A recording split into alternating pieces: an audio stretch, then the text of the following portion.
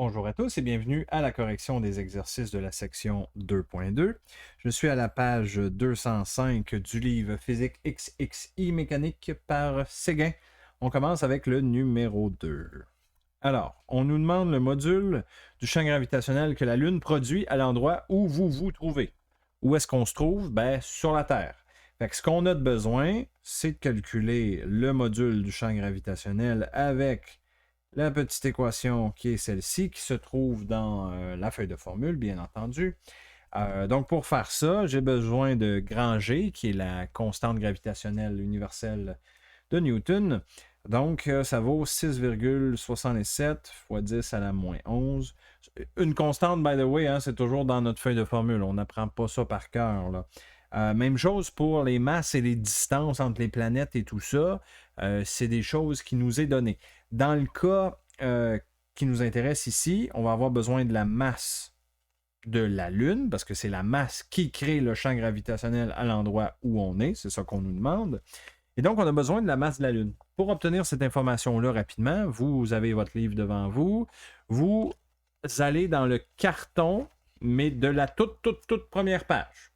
Regardez le carton, il y a des tableaux. Là. Vous voulez le tableau à droite, là, vous avez masse de la Lune, qui vaut 7,35 fois 10 à la 22. Divisé par R. Bon, là, R, on ne fait pas n'importe quoi. C'est pas le rayon de la Lune qu'on veut. R, c'est la distance entre l'objet qui fait la gravité et l'objet qui va subir la gravité. Donc là, cette distance-là, finalement, c'est la distance de la Lune jusqu'à où nous sommes en ce moment. Nous sommes où? Ben, à la surface de la Terre. Donc, dans le fond, j'ai besoin de la distance Lune-Terre. Donc, même chose, on s'en va dans notre tableau, dans le carton du livre, toute première page. Distance Terre-Lune, 3,84 fois 10 à la 8. Mais là, attention, c'est élevé au carré, donc on ne l'oublie pas. Voilà, c'est mon calcul que j'ai à faire. Donc, tout ce qui me reste, c'est à calculer ça avec ma calculatrice.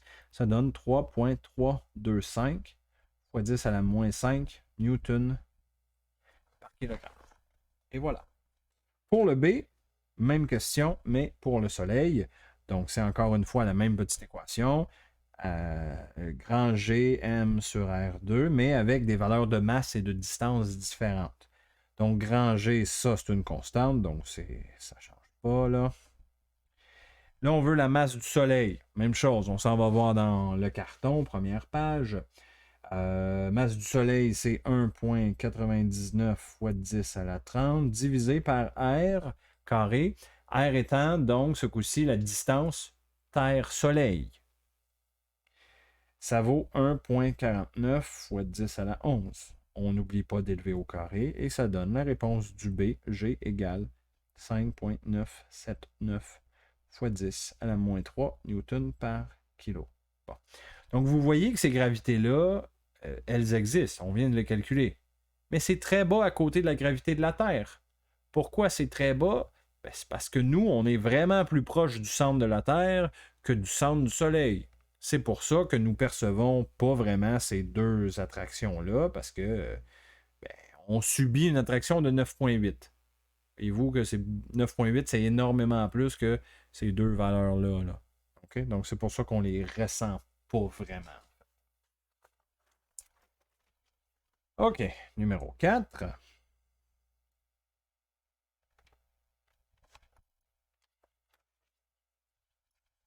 Nous avons deux sphères et on veut savoir la force gravitationnelle qu'une sphère exerce sur l'autre.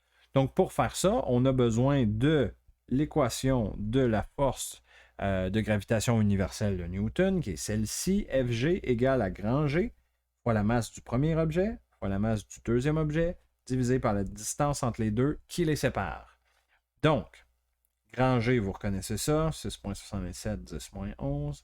Masse du premier objet, ben là, on dit la première sphère de plomb avait une masse de 0,73 kg.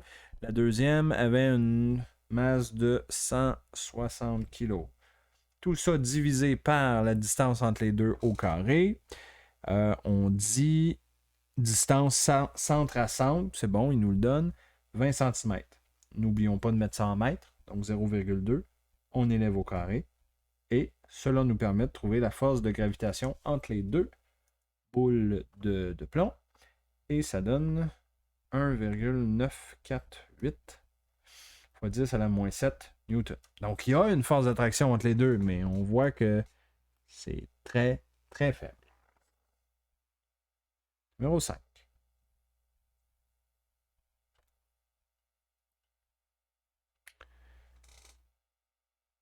OK. Donc, on donne les statistiques, les caractéristiques pardon, de la Terre et on cherche un champ gravitationnel à différentes altitudes. Donc, chercher un champ gravitationnel, ça veut dire réutiliser là, cette équation-là là, qu'on a utilisée quand on a fait l'exercice numéro 2, je pense. Là. Numéro 2. Donc, on réutilise ça. C'est juste que là, les distances, les masses, ça ne sera pas les mêmes choses, bien entendu. Bon, commençons par la masse. La masse qu'on veut utiliser, c'est la masse de l'objet qui crée la gravité. Donc ça, c'est la masse de la Terre. Donc, masse de la Terre est donnée, 5,98 fois 10 à la 24. Bon, ça va assez bien. Là, le R, le R est au carré. Le R, c'est quoi? C'est toujours la distance centre à centre. Donc, c'est la distance du centre de la Terre jusqu'au centre de l'avion de ligne qui est situé à 7 km au-dessus de la surface de la Terre. Donc, c'est quoi la distance entre ces deux centres-là? Bien, ça va être le rayon de la Terre plus 7 km de hauteur, parce que 7 km, c'est pris par rapport à la surface.